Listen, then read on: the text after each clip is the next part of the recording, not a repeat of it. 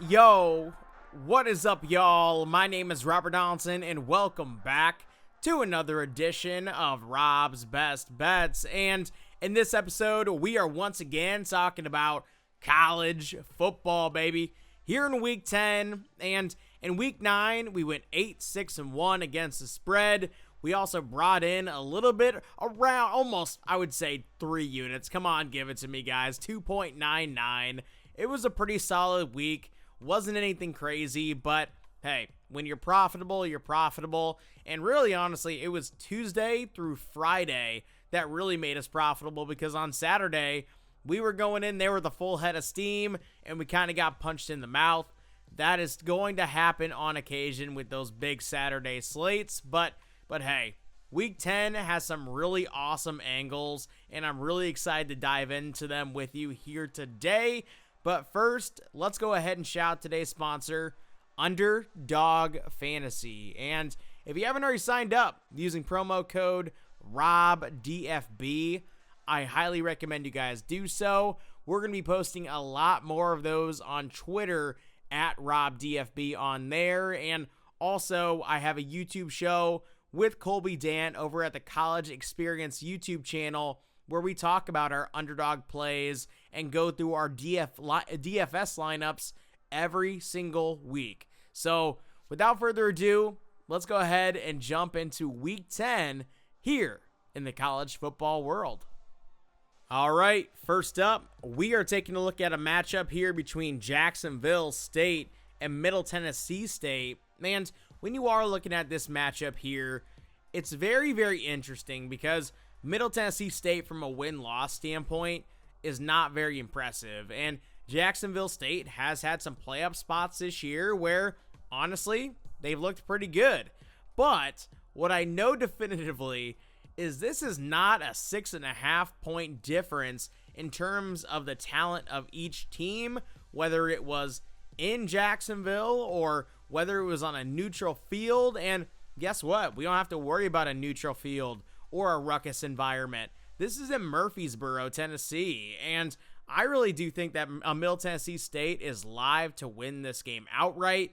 So let's go ahead and take the 6.5 points here for 3 units for our first bet here in Week 10. For pick number 2, we are heading out to San Antonio, where we have a game here on Thursday between Tulane and UTSA. And for Jeff Traylor and this UTSA Roadrunners team, this has not been the year that they've kind of lived up to expectations, because obviously, if you're familiar with college football at the G5 level, UTSA is actually a really, really solid program. And unfortunately, in a lot of different spots this year, they've kind of fallen flat on their face. Now, what I will say is, if there's any sort of play-up spot and play-up opportunity to get the Roadrunners in any game this season, it is here on Thursday against a Tulane team that's honestly knocking on the door of a G5 playoff berth. And for that reason, I actually do think that UTSA is going to be able to put up a game here. It's just one of those things that the pressure is on Tulane. UTSA can finally play free, and they're getting 4 points in this matchup as well. I say we take them for 3 units for our second bet here in Week 10. For pick number 3, we are staying in the state of Texas, where we have a Friday game here between Memphis and Rice. And this is a very interesting matchup, because Rice is actually exceeding expectations this season, despite being a 4-4 team. And Memphis, on the other side, I would say very similarly after that win over South Florida last time out on Saturday. But again, very similar to that last matchup, we have one team in this game who's playing with all the pressure in the world, and that is the Memphis Tigers. And 2 weeks ago, we were on the UAB first half money line against the same Memphis team, a lot for the same reason, the pressure aspect, the laying too many points aspect against a quote-unquote inferior team, inferior opponent on the road. And yes, Rice's atmosphere might not be very crazy, but it's still not Memphis's atmosphere at Memphis's backs. And when you are laying that 14 points, which is essentially 2 touchdowns if you're keeping track, absolutely, I think it's worth a shot taking the Rice Owls here with this sort of ball control offense that they've been sporting since they kind of hired in or brought in this new regime. So let's go ahead and take the 14 points with the Rice Owls for 2 units for our third bet here in Week 10. For pick number 4, we are staying on the Friday slate, and we are taking a look at an ACC matchup here between North Carolina and Syracuse. And no, we are not talking about college basketball, although both of these programs wish that we were. And when you are looking at North Carolina, let's give Bill Belichick this. Over the last few weeks, they have played 2 really quality teams, or at least quality enough teams when you're talking about Virginia and Cal, and they have really played well. And that was kind of coming off of a stretch where they had 2 bye weeks within a 3-week span, and I don't think that's a coincidence. I think there's a reason why we have seen North Carolina put their best foot forward. Also, Gio Lopez, the quarterback who was supposed to be the guy coming into the year, is finally back in the lineup, finally back healthy, and I do think that North Carolina actually is going to be able to give us some betting value in a lot of weeks to come, especially if they're kind of losing these close games and their win-loss record is still looking ugly enough to get that inherent value. And for that reason, I say we go ahead and actually take the 2 points here with the Tar Heels for 2 units for our fourth bet here in Week 10. For pick number 5, we are heading out to the Saturday slate where we have Rutgers taking on Illinois. And Illinois has been a major disappointment. There's no other way to really put it, because this was kind of a sleeper team for us coming into the year to make the college football playoff, and every single time they've had a chance to pick up a big win, they just flat out haven't shown up. And against Rutgers in this matchup, one, I do think the Illinois offense is still capable enough to move the ball up and down the field against this type of defense. But on the other side, I think Rutgers is going to actually find a lot of success themselves moving the ball against this Illinois defense. And that's why we're seeing an over-under set at 62.5. And I get it, that is a very lofty number, but I do think this is a game that's played in the upper 30s, if not the 40s. And for that reason, I say we go ahead and actually take the over here of 62.5 points for 2 units for our fifth bet here in Week 10. For pick number 6, we are taking a look at one of my favorite games of the weekend.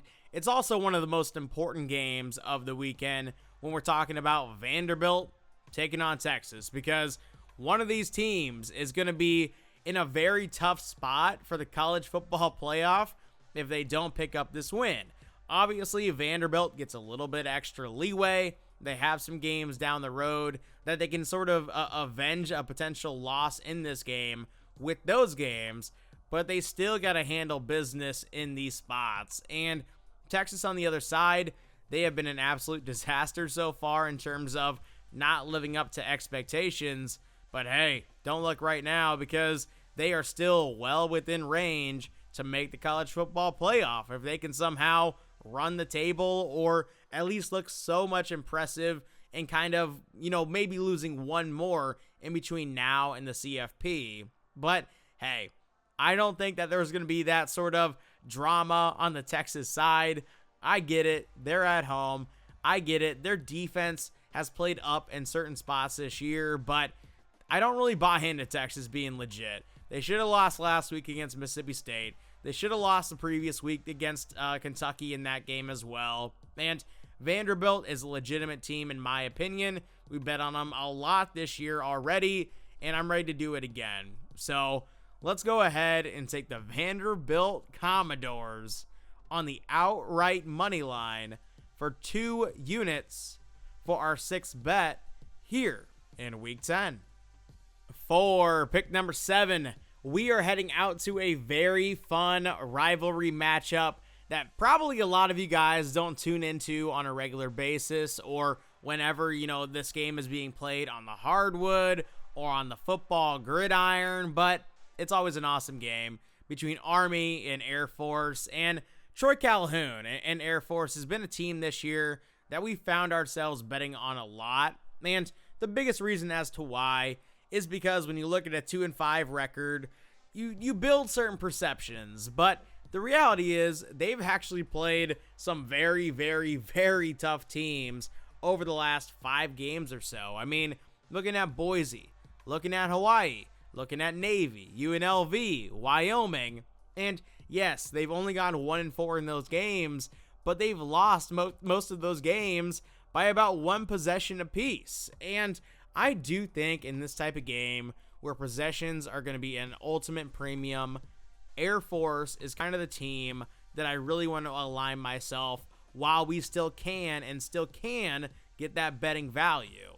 So let's go ahead and take the money line with the Air Force Falcons for 2 units for our 7th bet here in Week 10. All right, next up, we have my favorite bet of the entire week, and a lot of you guys are going to know exactly where I'm going with this, and some of you guys are going to be shocked. You're going to be absolutely flabbergasted in the comments. I can already see it coming. But we have a game here between Penn State and Ohio State, and we're going to be taking the Nittany Lions. Straight up, straightforward, and when you are looking at this game, and again, sports betting has spreads. Okay, I don't know how many times you have to kind of say this, but sports betting has spreads. Wisconsin got blown out by Oregon last weekend. They still covered the game. And in large part, when you are looking at Penn State and the perception that sort of rivals them or surrounds them this season, the narrative is, oh, this team is checked out. Oh, this team fell short of expectations. That's why James Franklin was fired. Oh, this program is an absolute dumpster fire. And, I get it. A lot of those things ring true. But let me just tell you this. A 1-point loss against Iowa in Kinnick is not something to be ashamed of. A 1-point loss against Northwestern, I get it. It's not up to that kind of Penn State traditional powerhouse style, but that's something. And I also get it. Losing at home against Oregon when you have the whiteout going, that's depressing. But that game went to overtime. And I get it also. Like, people are going to say, Drew Aller is a bad QB. And he's been a bad QB for his entire college football career. And guess what? Penn State can still run the ball. They still have a good defense. And Ohio State in this matchup is laying 20.5 points. And it's largely based on perception. And for that reason, I love this bet. I think there's no better value bet on the board this weekend than the Penn State Nittany Lions. And for that reason, I say we go ahead and take the 20.5 points here for 4.5 units. And for an additional full unit, let's go ahead and place a full unit bet on Penn State to win the first half outright on the money line, 6-1 payer. And hey, go ahead and unleash those comments. I hear ya, but when the result goes final on Saturday, just make sure you come back. All right, next up, we are heading out to the Big 12, where we have a game here between Arizona State and Iowa State. And Iowa State is one of those teams where we've probably been wrong on them several times over this season, because last week we were riding them pretty high against BYU in Ames, and well, the second half came about and they fell flat on their face. And I will say, it's tough to back a team after they kind of soul crush you the way that they did last week, but against Arizona State in this matchup, jumping over those time zones, facing off against a team that I think caters to the Iowa State offense more so than a tough BYU defense, sort of almost kind of came into fruition to dictate that game. Now we're seeing a spread here of 7 points, and I get it. A lot of people are going to want to take Arizona State with those 7 points, but I do feel like maybe we were just 1 week early on Iowa State running shop at home in Ames. And for that reason, I say we go ahead and lay the 7 points here with the Cyclones for 2 units here in Week 10.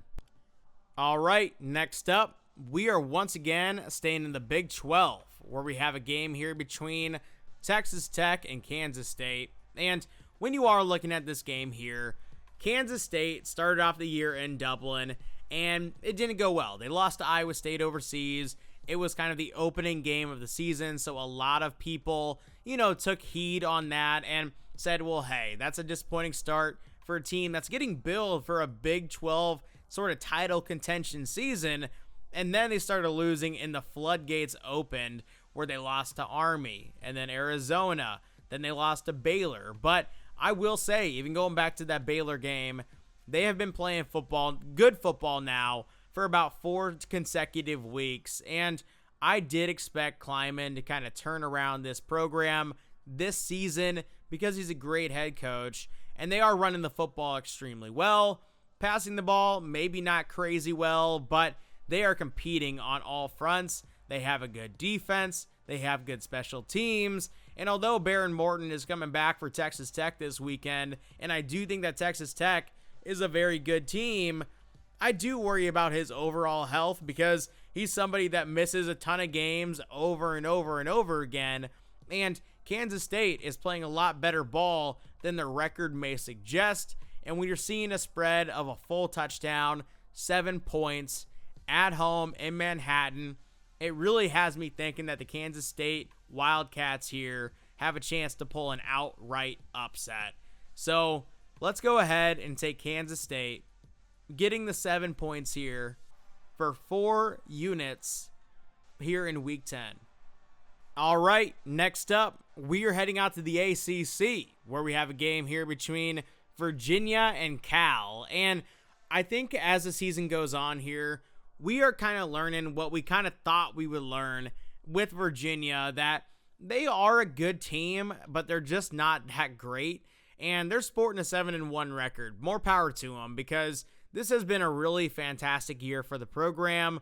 But over recent weeks, when they've played UNC or Wazoo or heck, even Louisville or even Florida State, like the only game in there that's really aged well is Louisville. Florida State certainly hasn't. That was an overtime win. Wazoo was a game they basically stole. It was 22-20 final, but they flat out stole that game. And then UNC, I think they stole that game as well. And we're obviously talking about Chapel Bill as sort of a joke, a meme right now. And I think that is kind of all that illustrates as much as you possibly can when you're saying that was a 1-point game. And when you are looking at this matchup here, traveling all the way out to Berkeley, California, I do think that the Cal Golden Bears are going to win this game outright. And I do think that Virginia's sort of time in the sun maybe hits a little bit of a damper here. So let's go ahead and take the 4.5 points with the Golden Bears for 4 units, back-to-back 4-unit plays here in Week 10. All right, for our second to last bet here in Week 10, we are heading out to the SEC, where we have a game here between Kentucky and Auburn. And Auburn is coming off a game against Arkansas where I actually thought they were the worst team, but Arkansas's defense is truly atrocious. And Kentucky is coming off of a 20-point loss where they actually scored 30-plus points, because Tennessee's defense I also think is pretty atrocious. But hey, that Tennessee offense, very, very legitimate. Now, when you are looking at this matchup and the dynamics at play, you're seeing a 10.5-point spread. And I get it. Jordan Hare is a tough stadium with a tough environment, and Hugh Freeze might be coaching for his job. But I think this Auburn team is really, really bad. And although I think Kentucky is also a bad team, they're not 10.5 points worse than Auburn. This kind of almost feels like when we bet on Maryland plus 10.5 going into Camp Randall and them just blowing the doors off Wisconsin. That's what this game could end up being, in my opinion.